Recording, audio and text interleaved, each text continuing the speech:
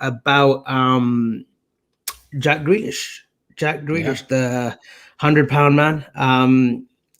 What do you make of the transfer? The £100 million man, shall I say, rather? What do you make of the transfer, Conor? £100 million is a huge fee. Biggest in English football history.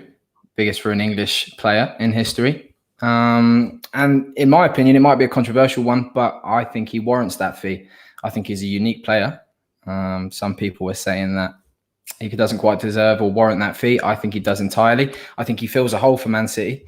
Whether or not, Pep plays him as a 10, as an 8, as a winger, that remains to be seen. But I think he'll deliver. What we've seen from Jack Grealish is he's an undoubtedly talented player with a unique skill set that I just don't think many other players in world football have. Interesting to see that Pep's gone for him. Doesn't quite fit into that mold of a player who will run in behind, a sort of more robotic winger. But we'll see. I think he'll fit, take like a duck to water in that Man City side. What about you? What are your thoughts on it? I think, you know what, there's a lot of Villa fans who've been complaining, but he stuck it out with them. Went to the Championship, could have got a move to Tottenham, if I'm not mistaken, a couple of seasons ago. But he stuck with them, got them into the Premiership, stayed with them, showed a bit of loyalty to Dean Smith. He actually sort of brought into the project as well, with what Dean Smith and the whole club's trying to do, buy youth, develop him and whatnot. So I think it's a good move for him. £100 million is a lot of money. And there's talk of, Pep from the beginning, from a few videos from years ago, that, he was never going to spend 100 million. But you know what? These the day and age that we're living in. Football's gone bonkers, literally, with transfer fees, with wages.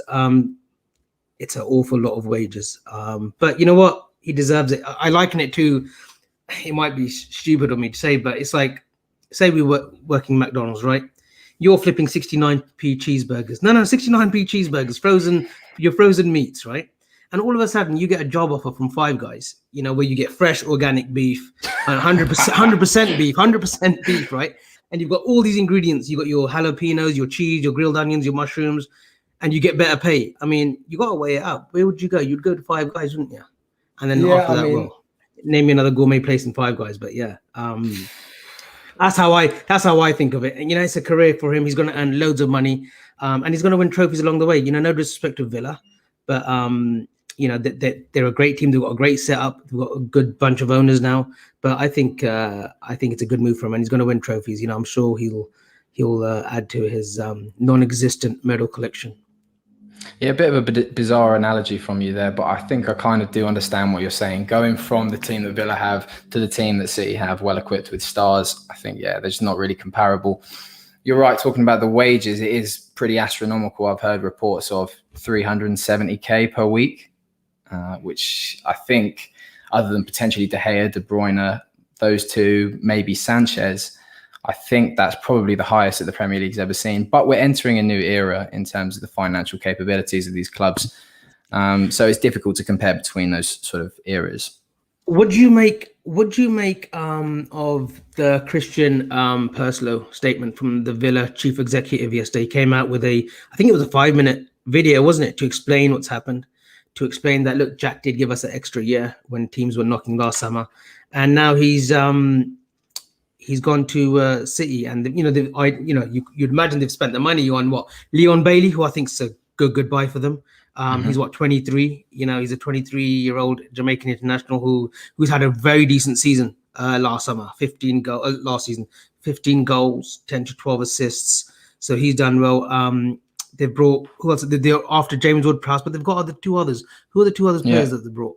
Emi Buendia from Norwich. He'll sort of fill in that right-hand side. Probably might be more of a central creator, taking the creative burden away from Grealish. And then they got Danny Ings. So listening to Perslow's statement yesterday, what he said is they realised that they couldn't bring in one player to replace Grealish, as you assume. No one in the world really has that sort of blend of talents. So they brought in 3 players to replace 3 key aspects of him. They brought in goals from wide with Bailey. They brought goals centrally with Ings. Questionable signing, whether, what role he'll play with Watkins, rotation, or maybe they move to a 4-4-2, remains to be seen. And then they've got chance creation from Emi Buendia.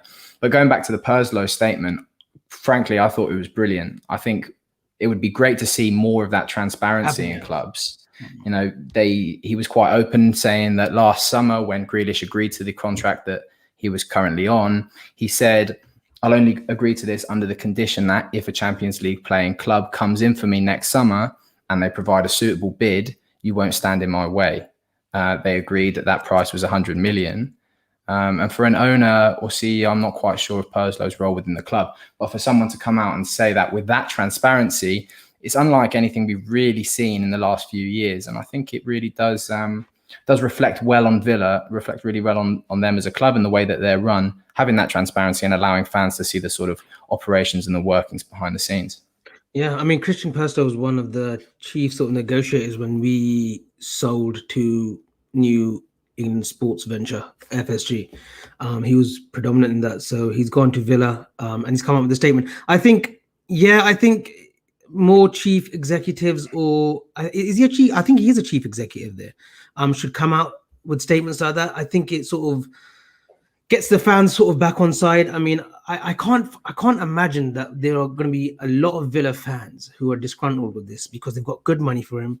He's given them a bit of, they've given him, he's stuck out with them. He's been there since the academy and whatnot. He's joined them, but I think they should be happy, and especially with the business they're doing. And I think they will do more business, Connor. I think they will do business. Like Laura Duffy makes a great point, and she's one of the regulars. So thank you for tuning in. And thanks, guys, once again for the love and support. I appreciate it. Villa was getting their reinforcements ready before he left, even early in the window. So they've done their business predominantly. You would imagine they've done most of the business and maybe another one or two in. But it's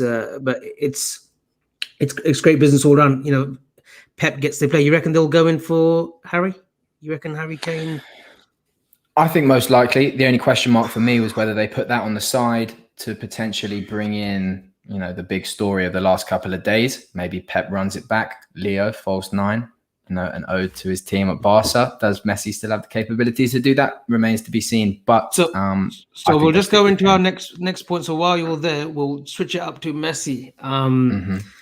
It could have been easy starting off with this story, but I thought we would go, to the British story, which was Jack Grealish this week. But Lionel Messi, so we touched upon it yesterday on Carnage. It does seem now, Connor, that, it's come to an end, unfortunately. And I always thought that even last year, when he was going to leave, it was going to be a little bit ugly. You do feel that has he made a play of it from last season, just stuck it out with Koeman, and just thought, come end of the season, I might leave. But I know there's other sort of factors. Barcelona are calling it financial obstacles, another word that's come out in this summer. What do you make of it? And do you think, he's got Leandro Paredes there, he's got Poch. He won't want to play with Icardi. He wanted Icardi out because of the Wanda, Maxi Lopez stuff, which we won't elaborate on. Lionel Messi, do you think he's PSG banned, or do you actually think that City might make a play for it then? Well, I mean, it's an interesting one because this is a transfer story like nothing we've ever seen before in the last sort of 20 years. I'd go as far as to say maybe, Ronaldo moving to Real Madrid. But there's not really been much of a saga with it. And that's purely because of the financial standpoint. There's not many clubs in the world that can afford Messi. One of them being City. They've committed 100 million to Grealish, looking to commit another 130, 140, whatever it may be for Kane. And that effectively rules them out. Potentially Chelsea, but they've got a stacked forward line, bringing in Lukaku as well to play centrally. Another one I think are out of the running. Bayern Munich don't have the cash. Never going to Real. Juventus don't have the cash. So, all signs pointed to PSG, and it wrapped itself up pretty quickly. In terms of the La Liga financial difficulties, it's an interesting one. It's a really strange one for me because I can't get my head around why Barcelona would opt to let Messi go in favor of a Super League. I know CVC, this new private equity firm, have come in and bought some of the broadcasting rights and have sort of been calling a few of the shots, and La Liga have some new salary caps. So maybe their position was just completely untenable and they just couldn't deal with it. They couldn't provide Messi with the contract that he deserves, really. But yeah, going to PSG, if Mbappe does stay, another talking point, that's that forward line, Neymar, Mbappe, Messi. I think it probably will be the first time that the three best players in the world will be all in one team. And that's a scary or exciting prospect. You don't think MSN at Barca were impressive? Neymar, No, I mean, Messi, Suarez. No, come on. well, come on. CR7 was at his peak then. He was at his prime. You can't compare him to Suarez. At that time, CR7 takes his place. So you all think day long. you think Neymar, Messi, and Mbappe would be the best forward trio that you've seen in modern era? Yep, I'd say so. Remains to be seen as whether they can gel together. Even better than Salah, Mane, Firmino? I don't Longevity, know. no, kind of longevity. No, I'm sorry, you can't just say. Okay, look, Mbappe, Neymar, and Messi might only play for 1 year. Okay, and they might score hundreds of goals. Like, they might score 30 each, and well, I could score 15, 20 in the Farmers League, right? They might score 35 goals each in the French League, and then score goals in the Champions League, right? But do you see them 2-3 years playing together? I don't see it. I think our three are one of the best. 2017-18, 2018-19, 2019-20 even. Those 3 years, our three were one of the best. Up there, definitely. Take those red tinted glasses, take them off, chuck them in the bin, because you simply cannot compare Salah, Mane, and Firmino to the potential attacking trio of Mbappe, Neymar, and Messi. Messi is without a doubt the best player that the world has ever seen. He's not quite the player that he was 5-10 years ago, sure, but I mean, come on, he's still undeniably the best player in the world. You've got Mbappe making runs off the ball in behind, and Neymar doing the same thing, providing creativity, goals. I think it's a perfect blend as well. No, but okay, but then you're saying that Kane might be in limbo then at Spurs. Well, potentially, and that's the only other option I could see. You don't think going to City? Dodgy, cheeky bid from Roman, and what's her name? That chief executive of yours, Marina Gatasanova? Granovskaya. Close one. Granovskaya. But you don't think you don't think you could entice Kane to Chelsea? We got Ziyech. I mean, he's played for Arsenal, hasn't he? You've seen him when he was a little chubby kid at 9 years old. He's got this Arsenal kit on. I think it was on Arsenal's books, maybe like a little kid playing around with them. But he had a kit, and he was pictured. He was quite chubby, actually, Harry Kane, at Arsenal, and then obviously went to Spurs. You don't think he could stay in London and Rome? Because you need a striker, right? You're not going to get Haaland, it seems. And you're linked with, I don't know who you're linked with now. You're linked with, what's his name? Oh, Romelu. So Romelu might be going back. Third time of asking, because I believe Conte wanted him, didn't they? And then you ended up with Alvaro Morata, and then he went obviously to United. Tell me about Romelu. You think that's a close deal as well then? Lukaku? Yeah, it seems so. It seems like at the moment they're sort of haggling over a few million here or there. Chelsea are proposing different sort of combinations of offers with different players included. We're trying to get rid of some of our deadwood. Zappacosta's been offered. I know they're interested in Marcos Alonso, Emerson. They've even offered Tammy Abraham in the deal. So we're basically just trying to sort of thrash out those little details, but I can see this happening in the next 2-3 days, I think. I think we would in dire need of a striker. So we've addressed the main hole in our team, the main flaw in our team. In regards to Kane, don't think it would have ever happened. I think Kane wouldn't have wanted that reputational damage from Spurs fans moving over to the other half of London, the pride of London, I should say. But I think Levy would have been a huge obstacle in there. If you think back to Luka Modric, when Chelsea were interested in him, we put in a bid of over 40 million for him. Levy turned it down, then sold him to Real Madrid for 34 million. So he took a 10 million loss just to avoid selling him to a rival. In hindsight, maybe that was the right decision, but it just shows the way Levy views that rivalry between the two clubs and his unwillingness to sell. Good point from El Driago. 11 says MSN, so that's obviously Messi, Suarez, Neymar for him. BBC. Who's BBC? I know it's not BBC One of the channel. What was BBC? Bale, Benzema, and Cristiano. Yeah, good shout. Yeah, you could. Yeah, I suppose so. SMF, obviously us. I think for longevity-wise, it should be us. But yeah, for a one season off, you'd say. I thought that MSN season under Luis Enrique they were amazing. When they beat Juventus in the final. I think they did the quintuple, I think, that season. But moving swiftly on, guys, there will be some major developments coming. I know there's a few comments in the live section saying about a certain Mr. Grizz. I can't get away from him, can I? He will be making a short appearance, a special appearance towards the end. He's got, I think, a development or two coming out of Kirby, Liverpool, tonight. So I'll save that for him. Speaking of Liverpool, we've got a friendly on Sunday. So we've got Osasuna. We've got Atletico Bilbao on Monday. Everything looks good. Yes, we need signings. Talk of Saul again. It's just been one of those seasons.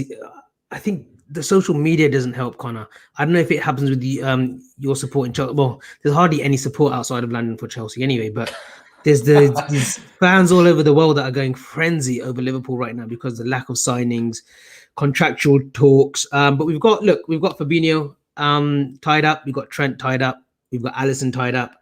I believe Van Dijk is next on that list, Robbo and Mohamed Salah. What do you make of us this season? I want to get your perspective, because coming into the new season, do you feel that we can challenge with the current team and squad?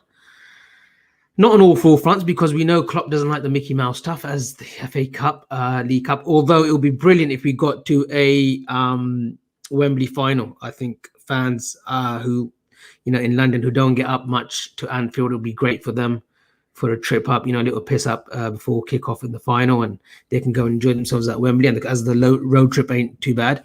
But what do you make of us so far? Konate's come in, but where do you see us? Do you see us a fully fit squad? Can we challenge? Yeah, I think Liverpool's an interesting one, actually, because they've flown under the radar a little bit, which is unusual considering you won the Champions League, 3 years ago, won the title 2 years ago. But I think you've been quite understated. Maybe it's due to inactivity in the transfer market. I will say that I think Konate is an excellent signing. I've been a fan of his for the last 2-3 years since he broke through at Leipzig. Unfortunately, injuries have halted his progress a little bit, but every time he's played, he's looked exceptional. Every time I've seen him, he's looked exceptional. You rate him higher than Julius Koundé? I prefer Koundé myself. I love Koundé. Yes, he's a bit short on the 6 foot side. He's taller than me. 6 foot, but I think he's a phenomenal defender. I really do. I think he's so intelligent, Koundé. He could play defensive midfielder for you guys. But I'm not sure. That deal's not done, is it? Oh, Mark A has just said. So thank you, Mark, for tuning in. Kevin O'Sullivan. At Kevin O'Sullivan. Koundé's not wrapped up yet. So, okay, I presume that was pretty much all but done. I think you mentioned it earlier on the week, didn't you? On WhatsApp. I think it was. And I think the position that Chelsea took, they assumed that it was close to being done because Sevilla had already accepted a bid of, I think it was 30 million euros and Davinson Sanchez from Spurs. It depends on how Spurs value Sanchez. I remember seeing the other day the price they picked him up for. I think it was about 42 million they picked up Davinson Sanchez for. That's really no one's really spoken about how bad a deal that was. I know he looked promising at Ajax, but anyway, that's a conversation for another day. But I don't think Koundé's ruled out. Is wrapped up. Sorry, it's still in the motion. Depending on what's his name? Kurt Zuma, isn't it? Big Kurt. It's depending on him, isn't it? Kurt. Yeah, because they offered him as part of the deal, and I don't think Kurt was too sort of on board with that. He was then offered to West Ham. Contract talks broke down there, so it is contingent on Zuma departing. It's a shame because we were initially talking about Konate. For me, I want my centre-backs to have a presence more than anything, because I think that adds something tactically and technically, a physical presence, but also mentally in terms of, the squad, the keeper, the rest of the back line, the defensive midfield. They all feel solid when you've got a physical presence. And I think that's part of the understated impact of Van Dijk. He is just a presence everywhere in the field. Obviously, he's got supreme technical ability, supreme defensive ability, but that sort of presence that he provides really shores up the team. And I don't think someone like Koundé has that presence. He's brilliant in ground duels. He's an absolute menace. He's like a dog in the pitch. Great comparison. I'm not sold on Konate. Hot take. I'm not sold on him yet. Not yet. I think he can be a bit clumsy. For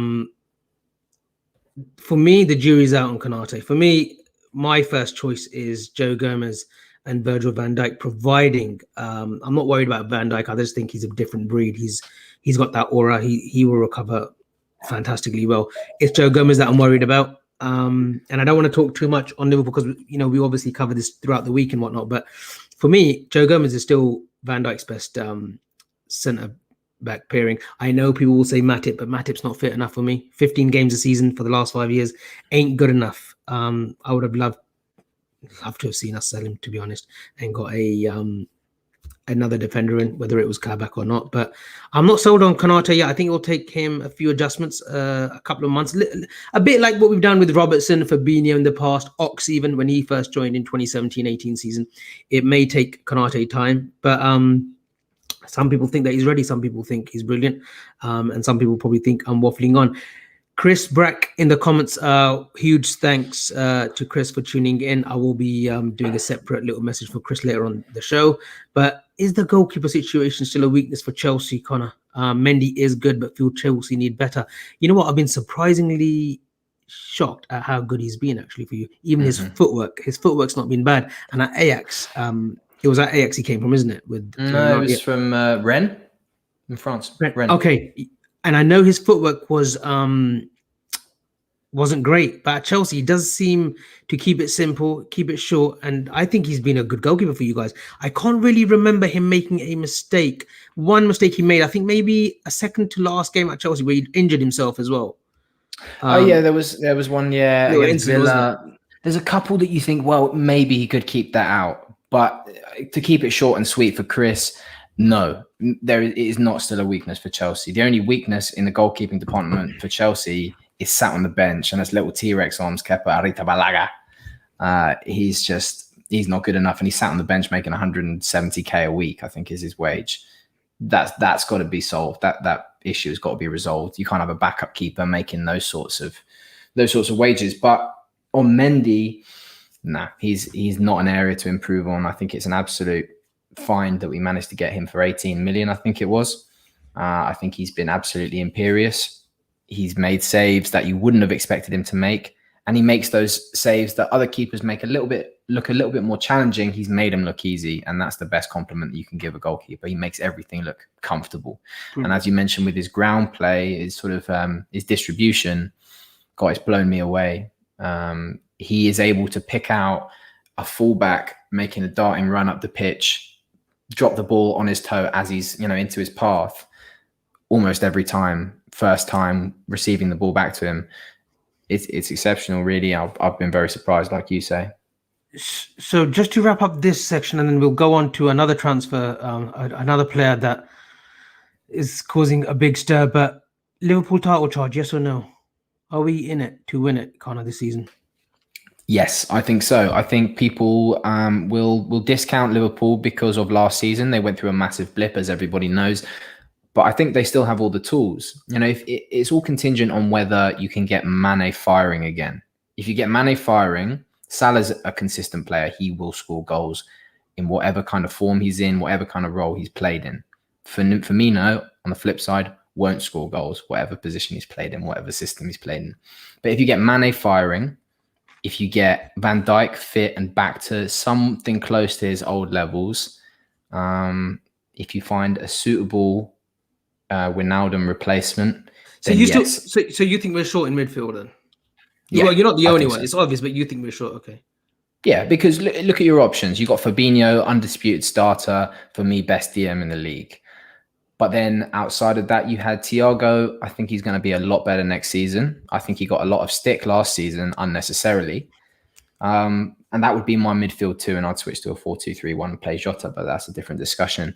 But I think you need depth because you look at it, you've got Keita, glass legs, glass ankles, glass hamstrings, glass everything. You've got Ox, not up to the required standard for me. Naby's gone on a plant-based diet, Connor. Oh, Djokovic is a plant-based athlete. So is Lewis Hamilton. There's an NFL team who I don't know who it was, but they got to the playoffs. I'll find out later on. There's a documentary on Netflix. They went on a plant-based diet, right? Mm-hmm. And they were awful. I don't know who it was. It wasn't Tampa Bay. It was another NFL team that went through this plant-based diet stuff. So you can't have dairy, you can't have chicken, meat, and whatnot.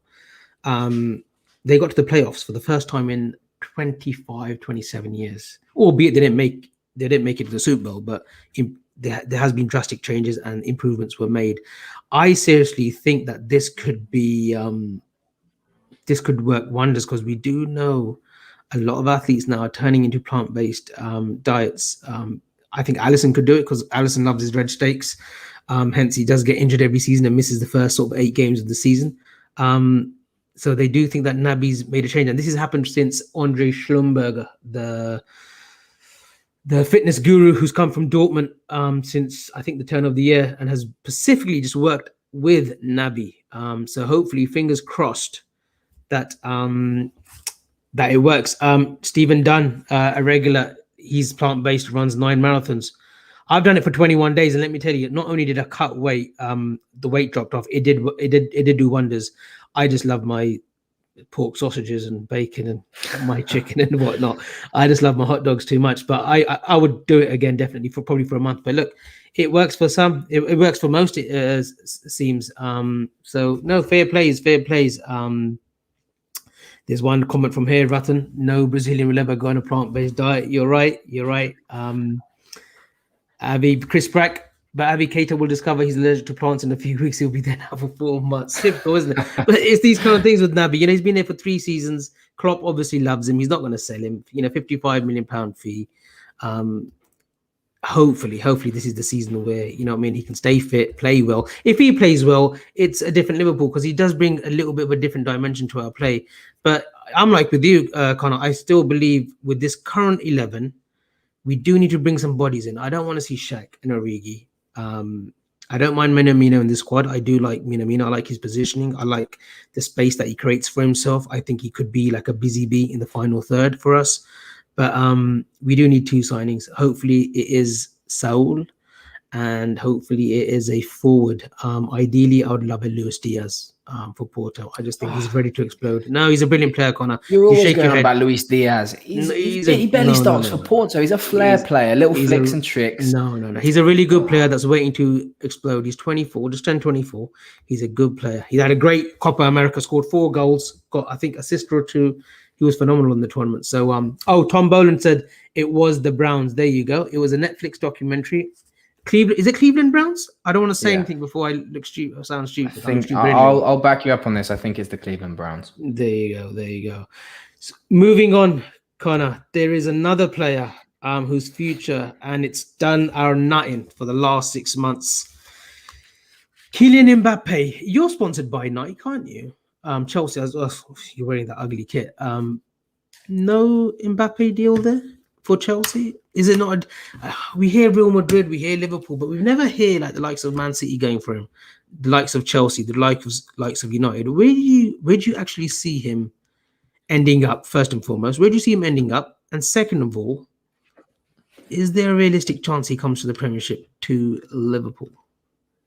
Well, to answer your first question, I think there's a reason why we don't hear Chelsea, City, United fans sort of drumming up this interest in Mbappe, because I think that's all it is. It's fans creating the interest, especially on Liverpool's behalf. Now, this might ruffle a few feathers, but I think that all the sort of Mbappe to Liverpool nonsense is exactly that. It's nonsense created by fans to fulfill their own little fantasies.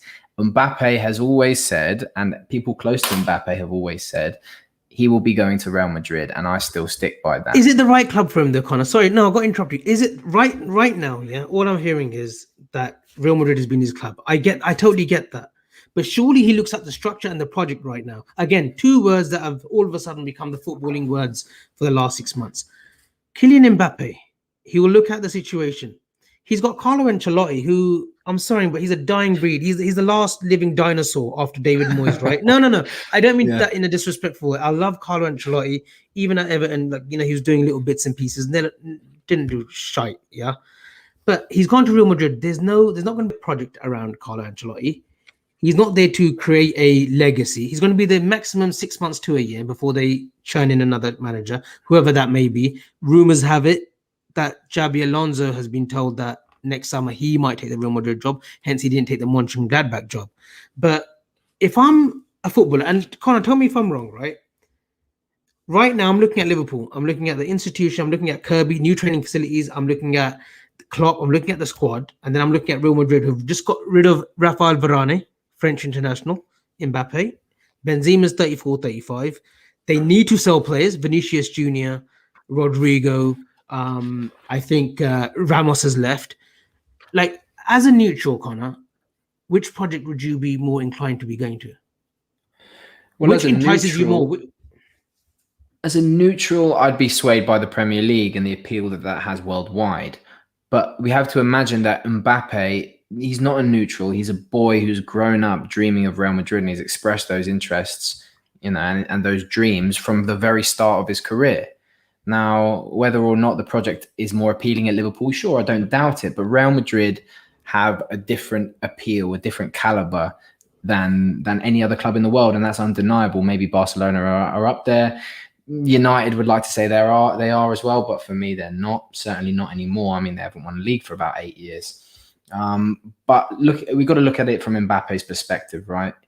Maybe he'll have footballing people in his circles telling him, right, look at this project, look at Klopp. Klopp, for me, is the best manager in the world and has been for the last sort of 3-4 years. But whether Mbappe will look at that and think, well, I'd rather choose a club and a structure and a philosophy that might be suitable for me for the next sort of 2-3 years, or play at the club that I've always dreamed at, the club that has that history, the club that has that reputation. I can understand why he'd go with Real Madrid, and I can't really see much sway in his decision in that one. So you think he's Real Madrid bound then? I think he's Real Madrid bound, and I think that's inevitable. I also think the same thing of Haaland. I think Haaland goes to Real Madrid as well. It's not Haaland, it's Haaland. Even I know how to pronounce it. It's Haaland. Oh, don't. Let's not start. Let's not start, because we'll go on all night. I do want to apologize to a Bournemouth player. Yesterday, there was a link to Liverpool. He didn't play tonight actually for Bournemouth. I think they drew 2-2 to West Brom, didn't they? First game of the Championship. A good 2.5 goals over that one. William Hill. Actually, I'm not going to flag them now, but Aurnat Danjumer is the name. That's how you pronounce it. No. Aurnat Danjumer is the name. I actually pronounced it as Aurnat Jumanji yesterday. I apologize, and wholeheartedly, I really do apologize. I did know what his name was yesterday, but it just slipped my mind. Hence, I called him Jumanji. But Aurnat Danjuma, seen much of him, Connor? Do you think he's Liverpool quality, or one of those names that you just like jog on, Abby? Just jog on. Arnaud Danjuma. Danjuma. Okay, beautiful. Is he French international? Is he? I don't know with the name Arnaud. Yeah, I'd assume so. I don't really know much about him. I've seen him twice, and that was in the playoffs. Let's a little game. So all those in the comments, and appreciate every one of you. Please let me know how you actually pronounce his name. I'm hearing all sorts. Is it Danjumer or is it Danjuma? Simple. It's either one or two, Danjuma or Danjumer. That's it. But he's Dutch. I apologize. He's not French. He seems like a French name, but he's actually Dutch. So fair enough. You don't think Liverpool might be sniffing? I don't know. I think maybe that's the type of player that they're interested in, much more than Luis Diaz. I think they'd be much more inclined to buy someone like Jared Bowen than Luis Diaz, and as would I. Oh, don't. People will start shooting off if you mention Jared Bowen. Honestly, don't. El Drago 11. It's Danjuma. That's it. Danjuma. Just keep it simple. Danjuma. That's got it. Kevin Ball, thank you for the comment. He wasn't in Bournemouth squad tonight. I think he had a slight problem. There we go. A question for Liam Thornton. Guys, Grizz will be coming on very shortly. But honest question for Avi, where do you think we would be without Coutinho Sell? Right where we are now, Liam. I think we'll be right where we are. I think we'll still be champions, European champions. You got to believe in the squad. You got to believe in Klopp, the system, and you got to believe in the board. You got to believe in FSG. And first game of the season, Norwich, will be all singing from the same hymn sheet. Dread, thank you for the comment. Abby, he's Dutch, not Arabic. Please remove the phlegm from your throat and repronounce. Fucking hell. Getting all sorts today, isn't it? This is what happens when you get associated with Grizz. So, guys, look, we are going to move subjects now because it is a sort of all sports show. What shall we do? Shall we go with the Olympics Games review, Connor? Yeah, I think so. It's not been bad. I know it's been crowdless, and it would be fantastic if there was crowds. The ceremony was a bit weird for me, but all in all, it's not been a bad Olympics. And I've been staying up like all sorts of all kinds of hours. I mean, I've sort of worked with overseas clients anyway, so I've been staying up for like the football, the athletics, the fencing, the canoeing, rafting, whatever you call it. But the swimming has gripped me again. Adam Peaty, brilliant stuff, wins another gold. Tom Daly. There's history with me and Tom Daly. We've done a quiz back in the day. No, not that kind of history. Don't worry. Listen, he's an attractive man. Don't let me fool you. But no, Tom. There's a little bit of a quiz where I pronounce his name wrong or whatnot. But he finally got his gold, and he's been through a tough journey. With mental health, his dad's passing. So it was great to see that he picked up gold. But for me, because I live in America, Katie Ledecky, and her battle with Titmus. I think Titmus took the 400 meters, and then she won the 800. And then the mixed, I never knew there was a mixed relay now, like men and women in swimming now.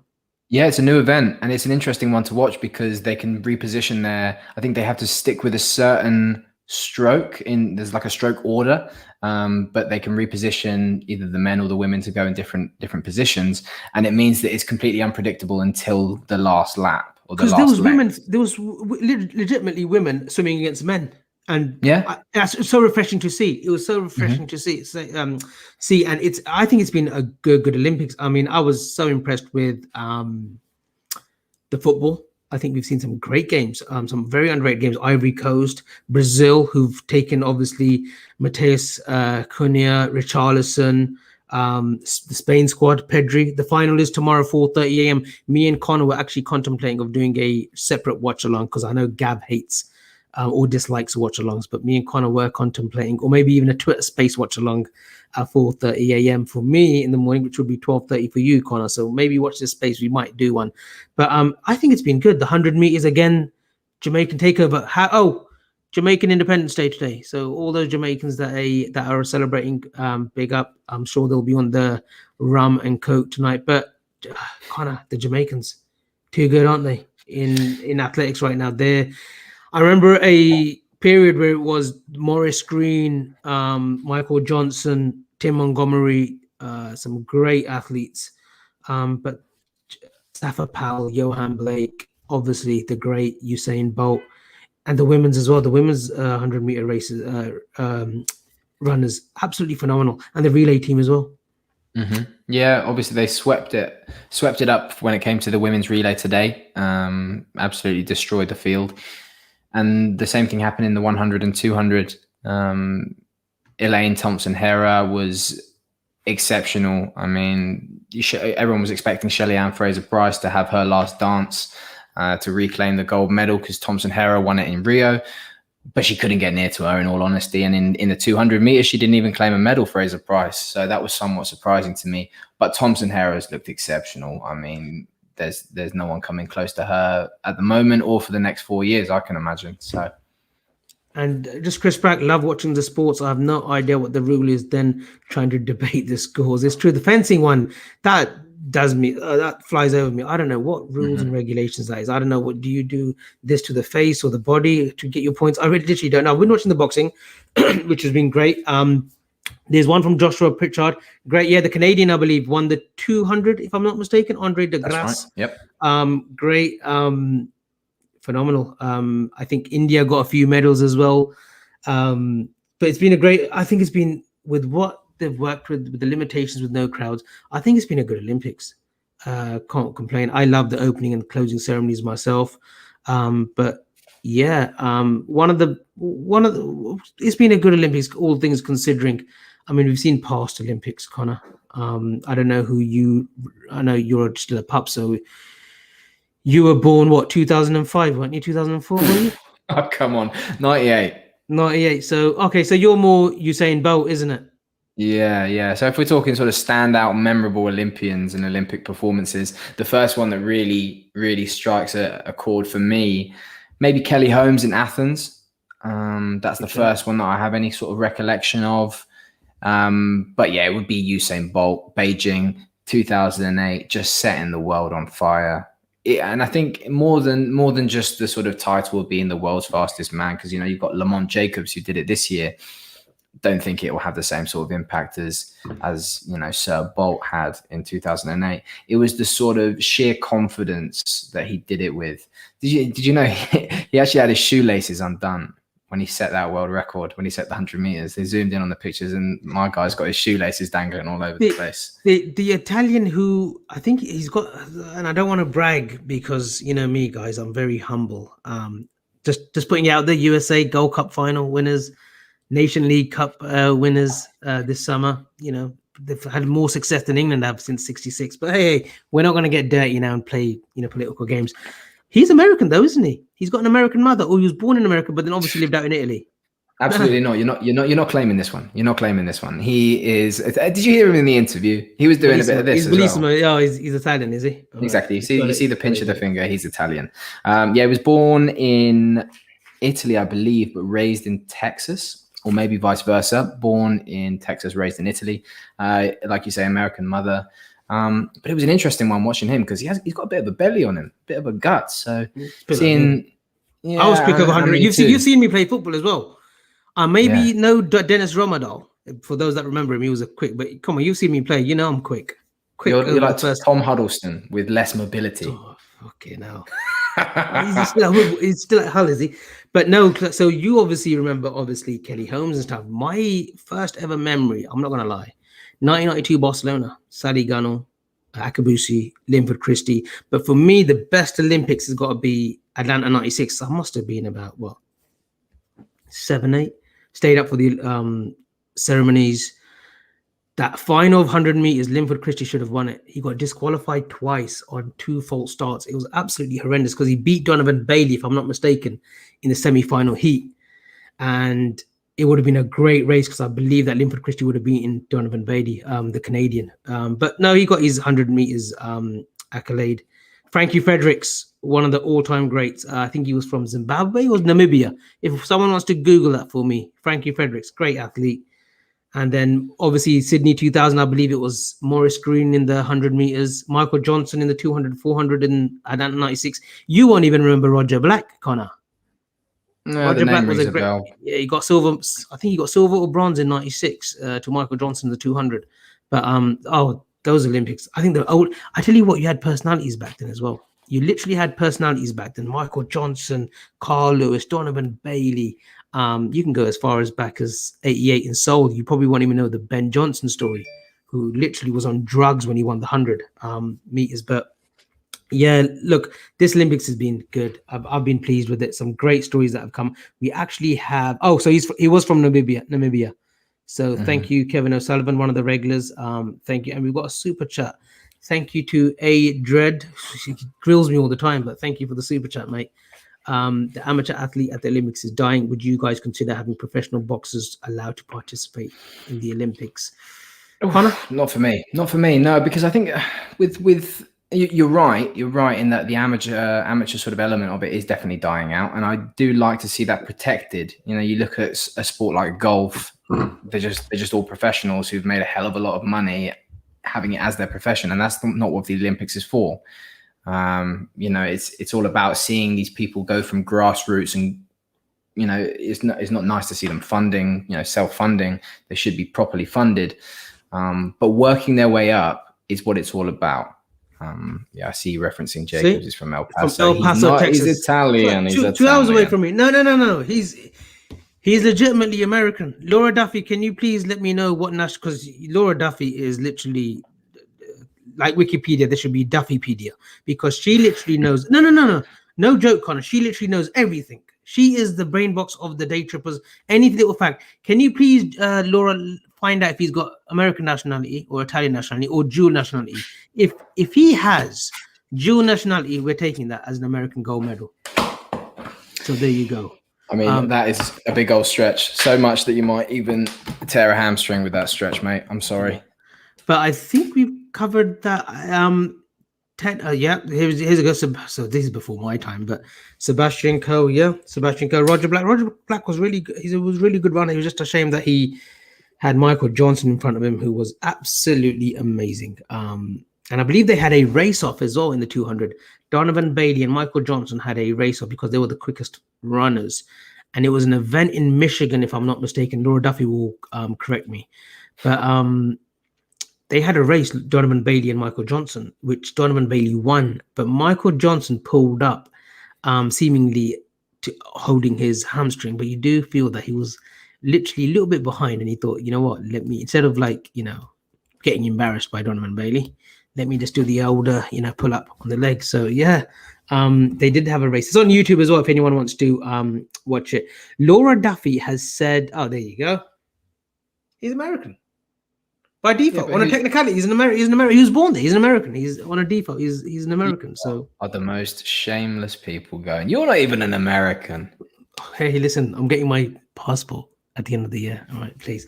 But Tony, congrats on the new guys show, guys. Thank you, guys. Any feedback will be great. Look, Conor is a Chelsea fan. Unfortunately, I did try to convert him to our side, the red side, the right side, over the last sort of 7 to 10 years. But unfortunately, he just doesn't budge.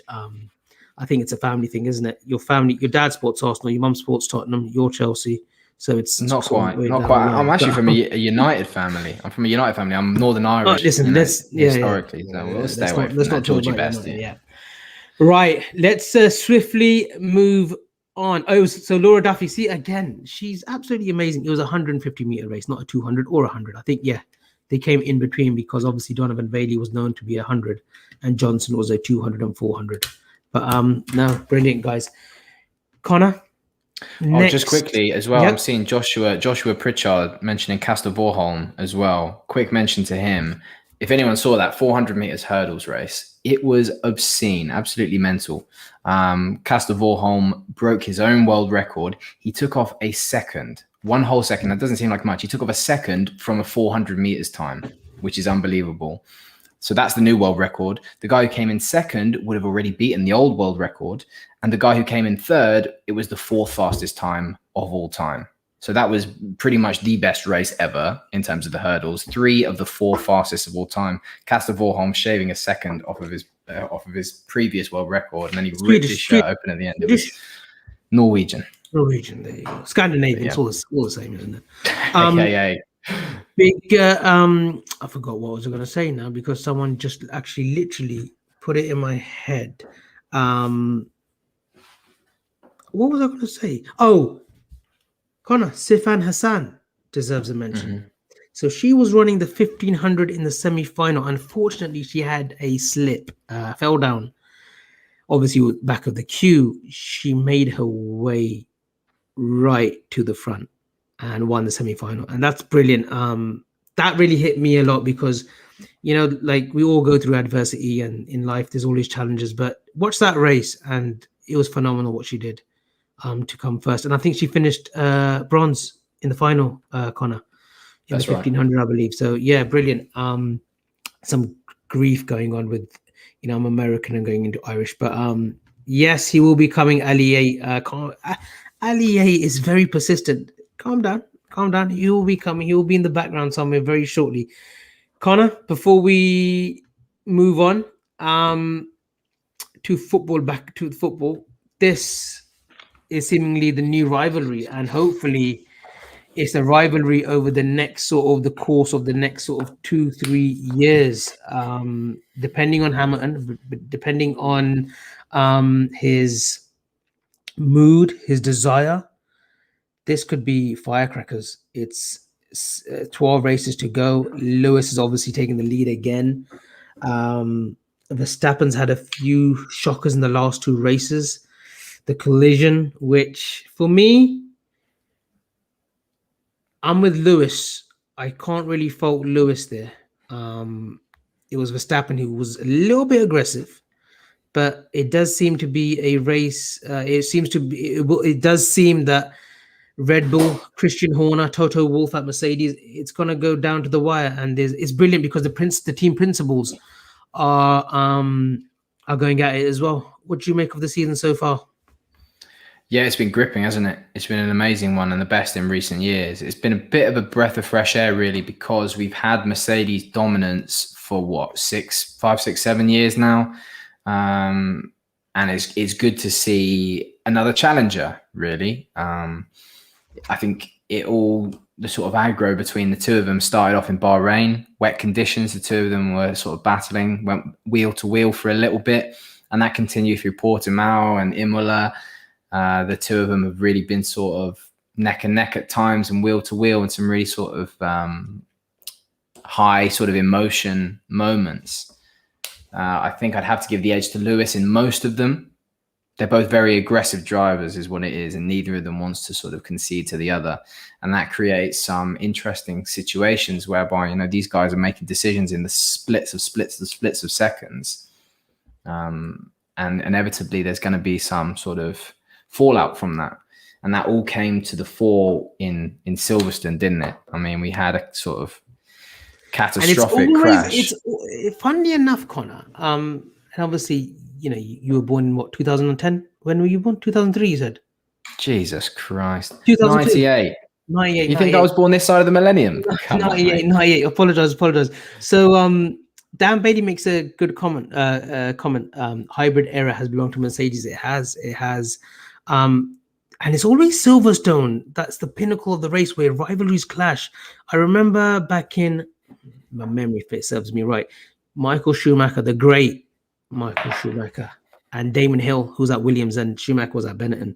In 97 or 98, it might even be 96, they collided at Silverstone. Well, they collided in 94, actually, in Brisbane, when Schumacher won his first title.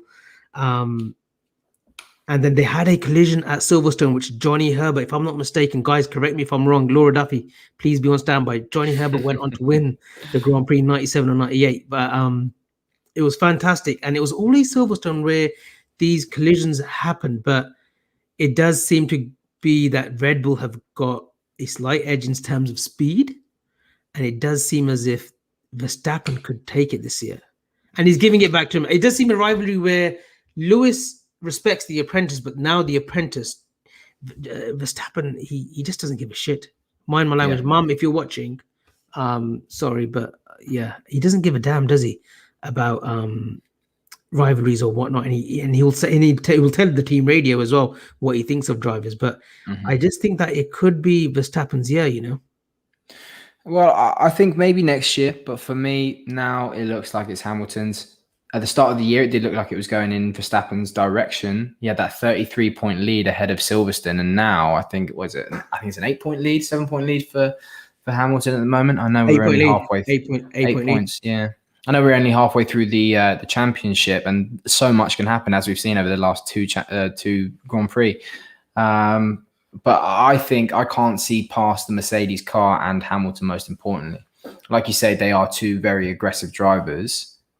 Max is growing into himself, really, and he's sort of realizing that he can take on Lewis at the sort of pinnacle and in those sort of clutch moments. And that's what we saw at Silverstone. That's what created this whole thing, is because it was at Copse coming into the corner. Lewis was on the inside and he was trying to take Verstappen, but he just didn't give him the room. He understeered a little bit. It's just the two of them being as aggressive as they both are naturally as drivers, not wanting to concede to the other, and it made for a collision. And inevitably that sort of thing's going to happen. But in the future, very interested to see how this pans out, because this is certainly not the end of it.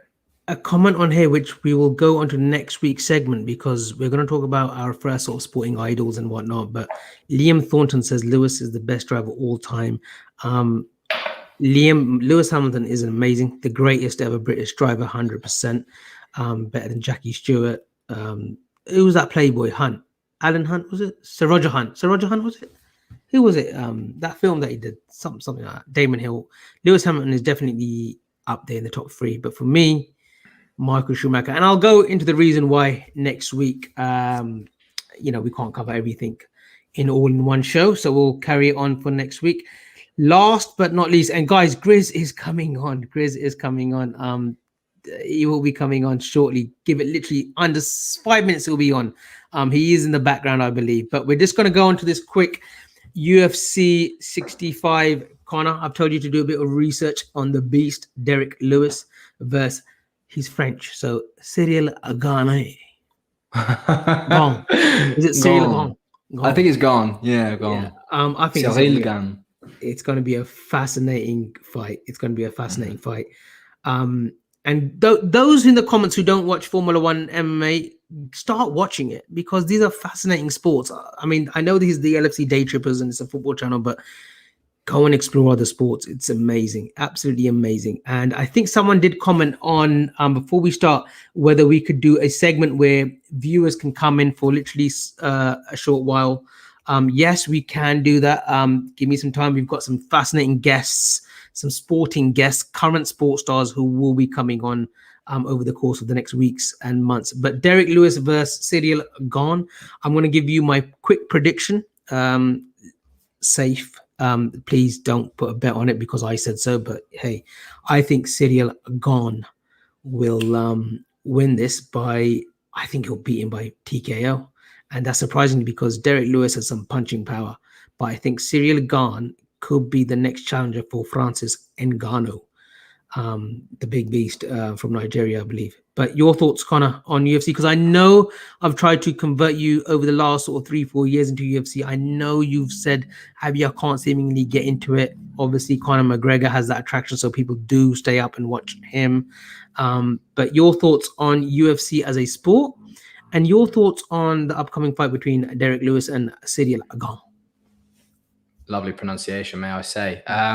Yeah, you're right. I initially wasn't too into it, but once you get into something like MMA, UFC, I feel like it's so addictive and compulsive that you have to watch it because these guys are fighting at the absolute pinnacle of human condition. Like, these guys are ultimate fighters. I mean, it says it in the name, UFC. And once you start getting into it, you can't help but be absolutely engrossed and impressed by it. Much like you, I am predicting Cyril Gane to win this one. Maybe it's a left field shout, in fact, because Lewis is in great form. That knockout of Blades was pretty exceptional. He didn't even hit him with the strongest and cleanest of connections, but he still managed to knock him out, which is no mean feat in itself. But for me, I think Cyril Gane is one of the most technically proficient and cleanest of heavyweights that we've seen. He's an amazing striker. He's got brilliant range management. He looks like Thanos, isn't he? He's a Thanos. Exactly. He's an all-rounder. He's fast on his feet and he's nimble. He's got great footwork. He moves his head. He can do it all. He can kick. And I think that is what's going to be the question over this one. Those kicks. There's always the potential that the beast lands that big killer knockout one hit. And that's always going to be in the question. But for me, I think Cyril can pick him off with clever shots, with clever movement. I think, yeah, like you are saying, I'm saying TKO round 4, round 5. Oof, you think it'll go that far? I think it'll be within the 2 rounds. I think Cyril Gane will get the job done. Ali A, thank you again for your message. Abby, on this show, can we talk about NBA basketball, LeBron all the way? We will be covering NBA once the season starts. I know the draft has just happened. Lakers look good. Anthony Davis, LeBron, King James, and Russell Westbrook all in one team. It does bode well for the season coming. I'm hoping to catch some games. Some great messages tonight, guys. Thank you for the support once again. You guys are everything. Johnny B Red, great show. Better without Grizz. Follow and no chance. Yawn. Grizz will be here. He just loves me too much. He wants to be involved. Avo third, brilliant. Would love to get you on if you want. UFC 1, 2, 3 were unbelievable. The originals, yeah. Royce Gracie, even before TO days, Tank Abbott. So basically, Conor, back in the day, UFC 1, 2, and 3, there was no division. It was catchweight. So it would be me fighting, me at 17, 18 stone fighting you, who's a slender 10 stone. It would literally be that, and I'd absolutely pulverize you, wouldn't I? But yeah, it was literally that back in the days. But obviously, going forward, they've had to put in these weight divisions and whatnot. Laura Duffy, fun fact, UFC for Abby with connection to the Olympics before she went to UFC. Ronda Rousey, was the American woman to win an Olympic medal in judo. I'll do one better than that, Laura. Kurt Angle, the WWE wrestler, which will be covering WWE next week, SummerSlam, as I will be there at the Allegiant Stadium in Vegas. We'll be covering that. Yeah, Ronda Rousey was brilliant. Kurt Angle. There's a few. Daniel Cormier, who went on to win the UFC lightweight division, shall I say rather. I know he became double champion, I believe. He was also in the Olympics as well. But yep, Jonathan, Avy and Grizz, UFC 1. Oh no, he would beat me. He would beat me just by squashing me. You should see the size of Grizz. He's an absolute monster. But guys, he is actually here. Any word, Paul Barry, any word when Grizz is here. He's actually here. I'm going to have to quickly change the format because Grizz is going to be here. So he's here. And let me add him to the stream. Showcase your technical abilities. Welcome. I actually thought... What a proud moment. No, I'm so proud. Can I just sit here and just... Can I just sit here and look at you two? No, this is brilliant. Can I just sit here and not talk and just be in the auspicious company? I've literally been shitting my pants for the best part of an hour. Honestly, I was like, shit, I don't know if I can do it, but no. Shitting your pants for what? I just get nervous. It's easier when you're a host or if Gav hosts on FB4 Keith. It's so much easier just being a co-host, but it's been good. But it's true. It's like comments are popping off. People are popping off. Feels like a proud dad. Brilliant. Look, obviously, I've just rushed back from work and I couldn't of course. not pay a visit and pop in. But guys, I've been in and out of your show. It's been superb. Well done. Outstanding. Honest to God, I'm not just saying it because you're my mates. I mean it. It's been outstanding. The levels that you guys, the knowledge, wow. I mean, when you talk about UFC, I wanted to get involved, but my only involvement with sort of UFC is kabaddi. I don't know if anyone knows what kabaddi is. It's a. Can we talk about that, Avy, on your show, please, one week? Can we talk about kabaddi, please? Then I can get involved and show you my pictures when I used to play it myself. Brilliant. But no, Grizz, look, I'm going to be doing a short message afterwards, but the reason that you're on actually is some major developments, or are they developments coming out of Liverpool tonight? No. The reason why I'm on, I was bluffing, I was trolling, I just wanted to get on your show. I knew. You're welcome, and you've got the code anytime. And I knew if I do the eyes emoji and all the ITK emojis, you're gonna let me on. And now I'm on. You know what I mean? And everyone's going to probably be asking you, all right, Grizz, what's the news? Have you get the news out of him? I've got no news. Now how do you feel? No, you're fooling me. No. But we only touched upon Liverpool earlier on, speaking about preparation. Is this squad good enough to go for the title? Conor, obviously, is a Chelsea fan, unfortunately. Grizz, I know we've both tried getting him to the red side, but unfortunately it's not going to work. He's taken the blue pill like Matrix, and he's decided to go the Lawrence Fishburne way, which is totally fine. But Grizz, the blue pill. Did you the blue pill? You know, in Matrix, Neo and Lawrence Fishburne, when he says take the red pill or the blue pill. Okay. So obviously Connor's gone to take the blue pill, isn't he? Okay. Very good. I enjoyed that one. But we've given him the option of the red pill, but he doesn't want, so it's totally fine. But Grizz, I didn't touch upon the transfers or anything that Liverpool related, but I believe you do have maybe some news today popping off. No. You really gonna do that to me? You really gonna do dirty to me before I wrap up that you've got no news? look, Tom Boland says, toe the line, Grizz, you're a guest. I'm a guest, so I can say what I want. Do I want? Kick me off the stream? What? I'm a rebel. This is Friday night. This is Sports Unplugged. Come on. We're not going to sit here and talk serious things like Henderson's agreed a new deal at Liverpool. We're not going to sit about. We're going to talk about Saul as being developments, and I believe Saul will be a Liverpool player come the end of the window. We're not going to talk about these kind of things. Listen, guys, I've paid him for this 10-minute segment. Just an FYI, I've paid him. Romano charges £250 for 30 minutes. Grizz Khan charges £250 for 10 minutes. So hurry the fuck up. But no, Grizz, all honesty, in all honesty, is there anything? And I've made a little banner for it as well. Major development. Oh, sorry, not Mbappe. Before people get carried away, major developments later on the hour. So this is the final sort of 5 minutes. Jordan Henderson, I know you texted me earlier on, and I said we'll save it and we'll let you come on. Thank you for coming on because I know you're a effing busy man. So I appreciate it. I appreciate the love. Always appreciate the love. And that's why you're having cold milk. It's not out of date, is it? It's not out of date, is it? But Jordan Henderson, you believe that there's been some positive segue in terms of a contract renewal? Yeah. From what I've been told, Jordan Henderson has agreed a new 3-year deal. which is amazing news. It's brilliant. So hopefully that will break very soon. No idea when it will break, but he has agreed a new 3-year deal with a small clause, but we're not going to talk about the clause yet because people are going to start popping off and kicking off. But I may explain the clause or talk about the clause on another show when we've got more time.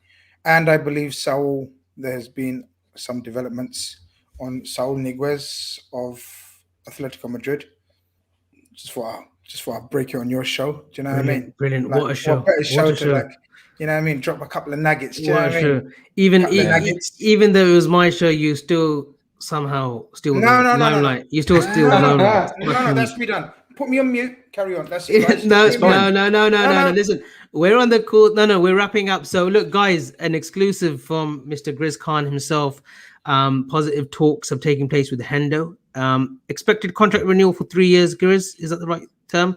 Yeah. And Saul Niguez, hopefully will become a Liverpool player. But I'm pretty sure there's still a little bit of negotiations. It's not done. Yeah. No. We've clarified that. But on that, Conor, what a show. It was pretty good. What a show. Hey, what a way to start it off. What a show. Yeah, brilliant. And this obviously, look, all the credit goes back to the people who've tuned in today. Thank you so much for supporting this. I know we've been sort of last 4 weeks, have put you out on Twitter that there will be a show. And we've got here Gav Doyle. I can't thank him enough for giving me this opportunity to host my own show. Thank you. I know I've been a pest, and I'm sure he will mention it on the Fatback 4 on Sunday. How I do his nutting, even at the weirdest times. I'll text him at 3 a.m. I've got this idea for a design. I've got this idea for an outlay. I've got this idea for a tone. But there's a few people that I want to thank actually before we wrap up. Obviously, Conor, I want to thank you for being my host. Obviously, you're literally family because the family knows you from back home. So love to you and thank you for becoming my host. And you know what? I want to thank the people in the comments with Conor because he is a Chelsea fan, but it's been great. A bit of banter at first, but you guys have treated him with respect. And you know what? That's Liverpool fans all over. And, you know, there might be other fans non-Liverpool fans who have been in the chat, but classy as ever. I want to thank Gav once again. I want to thank Chris Brack, who obviously used to do last season's Friday shows. I will be getting him on soon. Big up to Chris. He helped me a lot. Taught me a few things on how to host, how to get all these banners, comments and stuff on the live feed. And unfortunately, I'm going to have to thank my big brother, Grizz. Thank you. 6-7 months ago, I know we've known each other longer, but you've always said to me, Avy, come on the pods because you'd be great. You're a great personality. If people literally listen to our voice notes, if people literally listen to our voice notes, we'd become multi-millionaires overnight because those voice notes are literally like gold dust. Grizz will send me 10 voice notes before I wake up at 7-8 in the morning, and then I'll send him 9-10 before lunchtime UK time because he's obviously working away. But I want to thank you, Grizz, because you didn't have to do this and you've given me an opportunity, and you take a lot of flack and a lot of abuse on Twitter and social media, but I just want to say that on the bottom of my heart, you're a great guy. I do love you extremely, and thank you for giving me a platform. Listen, you don't need to thank me. The journey's only begun. Yeah. Stop it. You're sounding like this is like a farewell. Conor, do you notice it's like a farewell? No, bloody hell. I mean, I was hoping he'd stop waffling on. Jeez. Do you know what I mean? Like when he starts, it's like I'm so surprised the violin emojis haven't come out in the chat. Like it was just there you go. Get the emojis out, man. The violin emojis. Listen, there's nothing to thank me about. I know. Listen, stop all that. End your show. This is the start of something amazing, brilliant. This is the start of your journey. You guys are fucking great. Nothing to do with me. I just thought you two are brilliant. You'll have a brilliant dynamic, brilliant concept, brilliant idea. Go for it, man. It's all you. Thank you, brother. No, brilliant. Conor, I'll give you the final words because the gentleman that I am, I'm going to let a Chelsea fan sort of wrap up the show. How's it been for you? Thank you very much. You're too kind. No, I was hoping you'd finish waffling on. You took your time, but thank you for passing the baton, and thank you to everyone who's taken part and who's watched the show as well. Because I was expecting some serious pelters being on here, unveiling the Chelsea shirt, proclaiming we're the champions of Europe. Can't say it enough. But yeah, it's been brilliant, actually. It's gone down a treat. I really enjoyed it, and I'm really looking forward to continuing discussing more sports in more depth and seeing how this thing can progress together. It's gonna turn into something really, really good, I think. So I'm looking forward and very excited for the future. Yep, and just a reminder, guys, look, we try to keep it within the hour 15, and we'll be talking about other sports next week. We'll catch up on the cricket because I know India are touring England, so we'll catch up on that. The British Lions against the Springboks tomorrow. I'll be lying to you if I knew what was going on. I know tomorrow's the decider. The only British Lions that I remember was when Jeremy Guscott hit a drop sort of goal against the Springboks and it drew or something like that back in the 90s. But no, we'll catch up on the rugby as well next week and comment on it. But thank you, guys. Thank you very much. Thank you to Grizz for popping in for your last minute change. I got the work permit sorted for you. But thank you, guys, and we'll catch up next Friday. Thank you.